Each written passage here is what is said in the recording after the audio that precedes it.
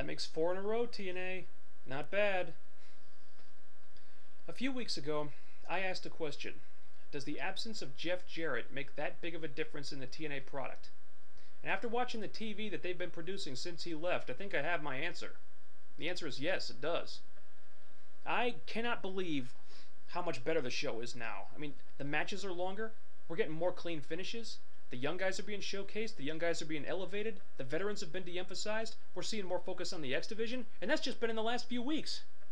I mean, where the hell did all this come from? I really think that we have Dixie Carter to thank for all this. There was this report that she was taking a more active role in creative, wanting the show to become more, quote-unquote sports-oriented, with less run-ins, more focus on elevating the young guys and stuff like that. So, thank you, Miss Carter. Thank you.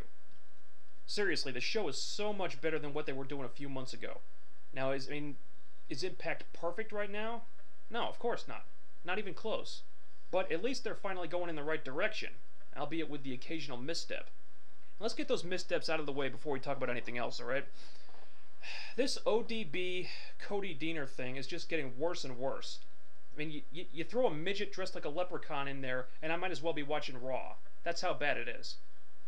Now they're going to have ODB and Deaner at No Surrender to decide who the rightful women's champion is? Are you serious? Is this a joke? Because if it is, then the joke is on the fans.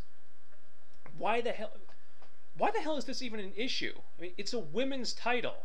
How does Deaner even get to compete for this thing in the first place? This storyline is the worst thing about iMPACT right now by a mile. And right now, because of this, I would liken the Knockout division to WCW in the mid to late 90s. The undercard is awesome, but the main event is just atrocious.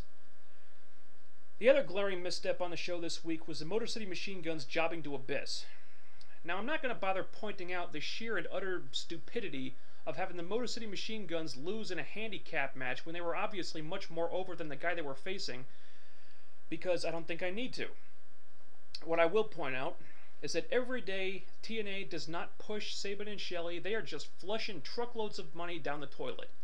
The fact that the Guns are still as over as they are, after the writers have done everything they can think of to bury them, proves that these guys are superstars in the making, despite the fact that TNA management apparently doesn't want them to be for reasons I can't figure out.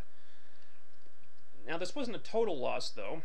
I'm starting to get into this Abyss storyline. I like where it's going, how Mick Foley couldn't beat Nash for the Legends title, but now he's sort of taken Abyss under his wing, and Abyss is challenging Nash, and if this is all leading up to Abyss beating Nash for the Legends title, then this whole thing may actually have been worth it. Anyway, good stuff. Ayako Hamada finally debuted, and I was very, very impressed. She and Daphne had a damn good match. That was probably Daphne's best match in TNA so far. I mean, Hamada's got some of the stiffest kicks I've seen in a long time, and the crowd was really into her, and that moonsault at the end, putting Daphne through a table, holy shit. This lady is not going to have any problems getting over. Terrific debut for Hamada, but it's a little disappointing that Daphne seems like she's been typecast as the girl who takes big bumps and sacrifices her body to put people over, but never gets pushed as a reward. Which is a damn shame, because Daphne is super talented. But while I'm on the subject, I just want to give kudos to Taz for coming up with the phrase, zombie hot. That's awesome. Zombie hot. Also good. Also good, they're finally doing something with the X Division again. And unless I'm imagining things, we're looking at 2 X Division matches at No Surrender. And neither one of them is a random multi-man spot fest. That's the crazy thing. Is 2 singles matches that actually have storylines and build-up. I can't even remember the last time that happened. It's Christopher Daniels versus Samoa Joe, and D'Angelo Dinero versus Suicide. And Dinero, the guy's had 3 matches in TNA, and he's already more over than half the people on the roster. I can't believe how well he's doing.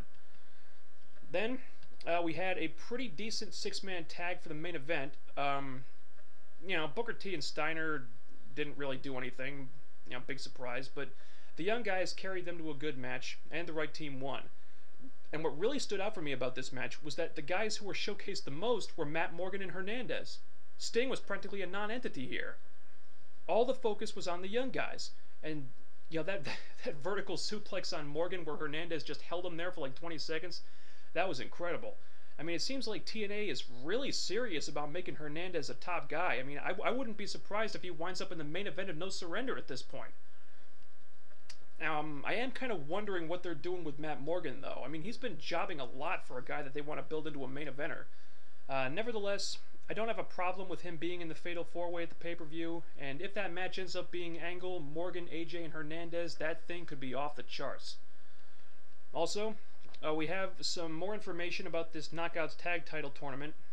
All the teams have been revealed now, and some of them are good, while some of them are not so good. We got the Beautiful People, we got Awesome Kong and Raisha Saeed. Then, for makeshift teams, we got Taylor and Sarita, which is awesome. They got all the makings of a great team, they just need to be packaged as one. Then we got Alyssa, Flash, and Daphne. That makes sense, since they've got that prior association through Mischief there. So, they've got two good teams, they got two good makeshift teams. After that is where things start going downhill. You got Tara and Christy Hemme, which is an absolutely pointless team. Tracy Brooks and Charmel. I don't think I need to explain what's wrong about that. You got Hamada and some Jobber Bolt. That's another absolutely pointless team. Hamada must have pissed in Dixie Carter's cereal or something for them to stick her with a partner like that. And finally, there's Madison Rayne and a quote-unquote mystery partner who DivaDirt.com is saying will be Roxy. Seeing as how Madison Rayne is feuding with the Beautiful People now, then Roxy as her partner would make perfect sense, and it would definitely help Madison get over as a babyface. I don't know if this is confirmed yet, so I'm trying not to get my hopes up too much, but needless to say, if they did bring back Roxy for this, I would be doing backflips and marking out like a freaking lunatic. So cross your fingers on that one. So overall, I think this whole tournament thing could be worse. But to be honest, I still think making knockout tag team titles is a mistake. I got a long list of reasons for this, but the short version is, number one, the more title belts you have, the less important they all are. Number two, TNA doesn't have the TV time to get over a new championship. Number three, they don't have a deep enough roster for a good tag team title picture and a good singles title picture at the same time. Number four, they don't have enough real teams. The Beautiful People, that's a team. Kong and Saeed, that's a team, but they're teasing a breakup angle, so that might not last. Taylor and Sarita and Alyssa Daphne. They're makeshift, but at least they make sense. They can be repackaged as real teams pretty easily.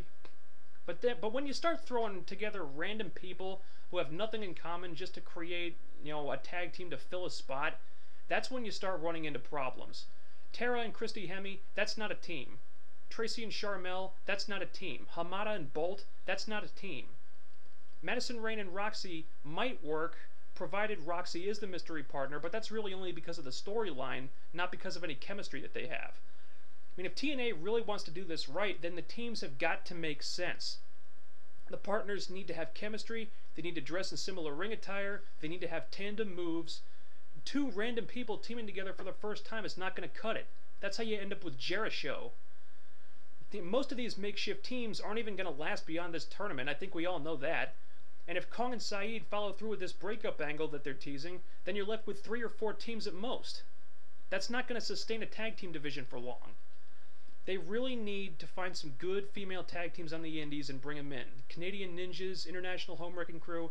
But the women's roster is already so damn crowded, you're going to have to make room for these people. So TNA, if you're really serious about making this knockout tag team division work, I'll tell you what you need to do. Number one, get a second weekly show. You gotta have enough screen time to accommodate all these people. Number two, make roster cuts. Get rid of the women who are just taking up space to free up some spots on the card. Some Jobber Bolt, Raka Khan, Jenna Maraska, Charmel, get rid of them. Number three, replace them with already established female tag teams from the indies. Pink Ladies, Canadian Ninjas, someone like that. Number four, take the makeshift teams that make sense, Taylor Sarita, Alyssa Daphne, and repackage them so they have matching ring gear, tandem offense, so they really look and act like real tag teams. If you can do all that, then you might be able to pull this off. But if you make, like, Tara and Christy Hemme your first ever knockout tag team champions and then have them feud with Tracy and Charmel, then this thing is going to fall flat on its ass. Fix the tag teams.